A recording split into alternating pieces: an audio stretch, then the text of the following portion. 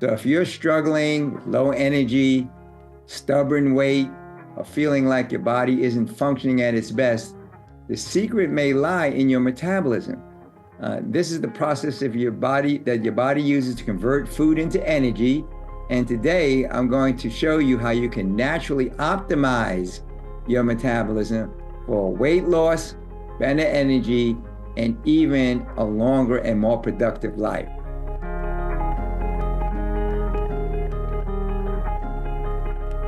Hi, and welcome to the International Institute of Original Medicine YouTube channel. I'm Dr. Jim Sharps, and today we're going to be diving into one of the most exciting health topics of 2025. We're going to talk today about metabolic health and the power of resetting your metabolism. We're going to talk about some really empowering tips for you in this very important area. So if you're struggling with low energy, stubborn weight, or feeling like your body isn't functioning at its best, the secret may lie in your metabolism. This is the process of your body that your body uses to convert food into energy. And today I'm going to show you how you can naturally optimize your metabolism for weight loss, better energy, and even a longer and more productive life. So let's start out by talking about what is metabolism. Metabolism is really often misunderstood. Many think that it's just about burning calories, but it's actually much, much more than that. Your metabolism actually influences how efficiently your body uses energy, your ability to lose or gain weight, hormone regulation, cellular repair, and longevity, among a long list of very important metabolic function. And here's the big news. You can reset your metabolism naturally. So let's talk about some of the key strategies to supercharge your body's energy burning, of the key strategies to reset your metabolism. And the first one might be kind of obvious, but it's build your muscle to burn fat. You know, muscle burns more calories than fat. A lot of people don't realize that. So if you build your muscle mass, you can actually boost your metabolism, even when you're in a resting posture. So any kind of strength training exercises, just 3 times a week for about minimum of 15 to 20 minutes. If you can get 20 to 30 minutes, that's a real bonus. But 15 to 20 minutes 3 times a week can do a lot for boosting your metabolic rate. And the good news is you don't have to go to a gym. You can use body weight exercises like squats, push-ups, even wall push-ups, resistance bands. All of these things are natural, can kind of naturally build up your muscle mass without having to have a costly gym membership or things of that nature. Okay, now this one is kind of obvious, but we're going to talk about a couple of tips in this area. And the power of your metabolism is also based on how you consume your foods. It's not what you eat, it's what you assimilate and how you assimilate it. So eating the right kind of foods can actually boost your metabolism. And if you're having a particular problem, if you feel kind of sluggish and constipated, you can actually start the day with kind of 4 ounces of warm prune juice or adding pears to your diet. You'd be amazed at how these 2 things can really help efficient metabolism and elimination of foods that you can't assimilate. So what do you want those? You want to eat protein-rich foods, but you don't have to eat necessarily meat and dairy. You'd be amazed at protein-rich foods like beans and lentils, nuts and seeds, boosts quite a bit.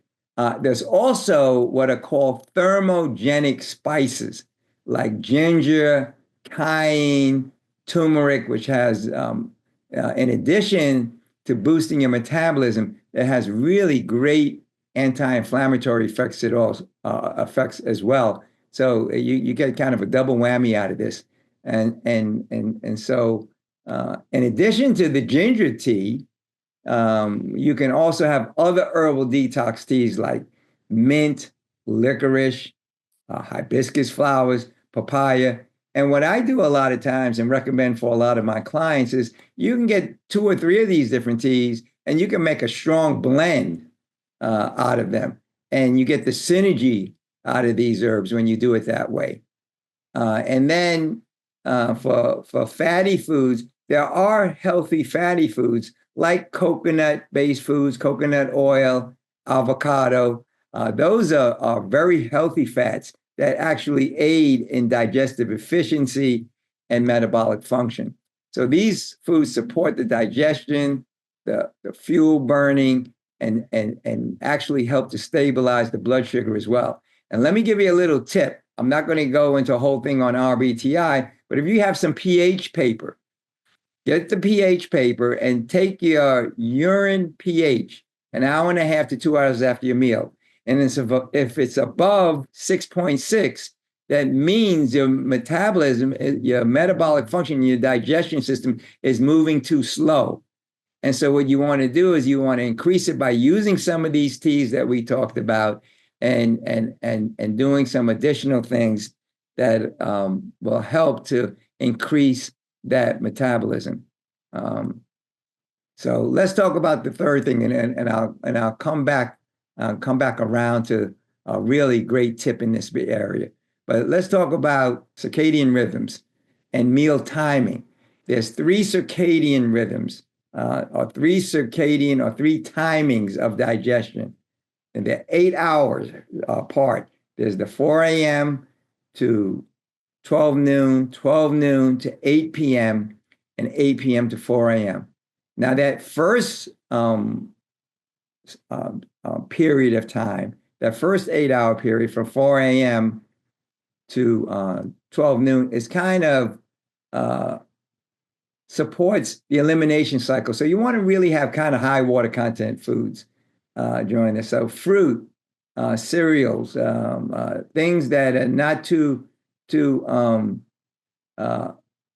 dehydrated, too concentrated. So fruit is actually the best. Like we even said, you might want to start with prune juice. Eat a piece of fruit. So eating during the daylight hours in general is what you want to do, because your metabolic system is strongest between 12 noon and 8 p.m. And it gets progressively weaker as you go from 12 to the 8 p.m. So using that internal clock, you can eat your meals accordingly. So you want to eat your heaviest meal during that midday, and then you want to basically fast as you get later. So the earlier you can stop eating before you retire, the better it's going to be. It's going to improve your insulin sensitivity, and it's going to take advantage of when your digestive juices are the strongest. So what that tells you is you want to try to eat your last meal as many hours as is practical before retiring, at least 3 to 4 hours. And you really don't want to eat anything heavy after 6 p.m. because the digestive system gets progressively weaker from 3 p.m. on. This is such a powerful factor that even if you have blood sugar issues like type 2 diabetes, if you were to be able to take the same amount of calories that you eat in a day and finish them all by 3 p.m., adjusting your eating accordingly, that alone will improve your blood sugar and your digestive efficiency. So kind of related to that, the fourth principle is sleep and its effect on metabolism. Lack of sleep disrupts the metabolism, increases your craving for unhealthy foods. So you really want to aim for about 7 to 9 hours of good, deep, quality sleep. So you can see if you're eating your heaviest meal too late, your body is trying to digest food when that third circadian cycle between 8 p.m. and 4 a.m. is designed for assimilation. So it's working real hard to digest the food rather than giving you good recovery period. See, all of your catabolic activity happens during the day, and you're anabolic, you're rebuilding, the building of muscle, and all of the recovery takes place during the sleeping time.